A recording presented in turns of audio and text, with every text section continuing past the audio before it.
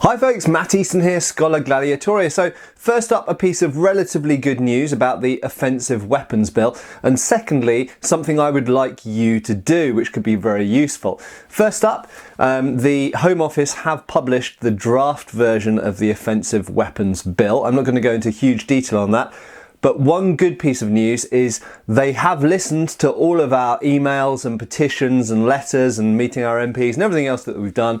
And they have included, I won't call them exemptions because they're technically not exemptions, they are defences, which are legal speak for something that's a little bit different, but almost as good as an exemption.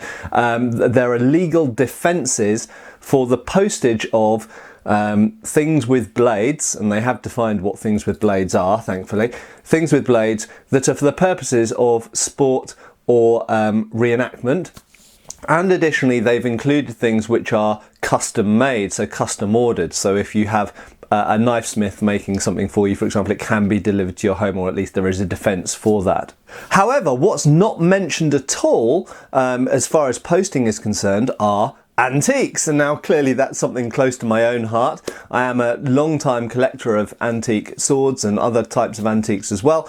I buy and sell. I run a very small level business, buying and selling. I buy from auction houses. I deal with lots of people in the antique industry, and it amazes me that they haven't thought to include antiques in this. There are not exemptions, but there are defences for sporting and reenactment equipment, but not for antiques. That seems bizarre. And I'm sure that it's actually an oversight because, in fact, the Home Office has a long history of giving exemptions, actual exemptions for antiques. For example, from the offensive weapons list, 1988 laws that have gone through to the modern day, antiques are exempted from that list. So why isn't there a defence on the Offensive Weapons Bill for antiques? We don't know. Hopefully it's just an oversight.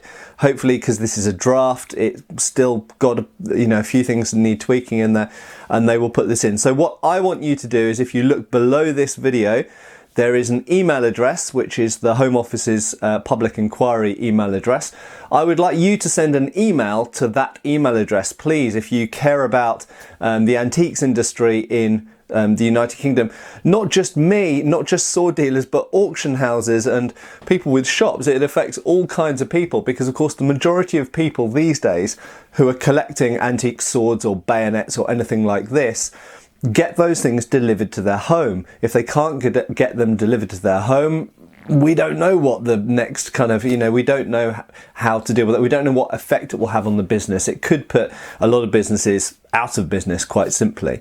And it could have a huge knock-on effect on the auction houses as well. And we're talking about tens of millions of pounds, possibly possibly more than that, but tens of millions of pounds every year. It's a huge part of the antique industry. So please email the Home Office. I will also include, as you'll see below, a model of something you could send to them. So you could either copy and paste that, or indeed you could write your own text, or you could add and chop and change the text that's there below. So please show your support by sending the Home Office an email asking for a defence or exemption, depending how you want to word it, for antiques in regards to the postage of bladed items in the UK in the new Offensive Weapons Bill, which is currently going through Parliament, so it's not law yet, it's not finalised yet. So this is our chance to get these extra little details put in. Thank you very much for your ongoing concern and interest in this, and hopefully we'll get there and we'll get a good resolution for everyone. Cheers, folks.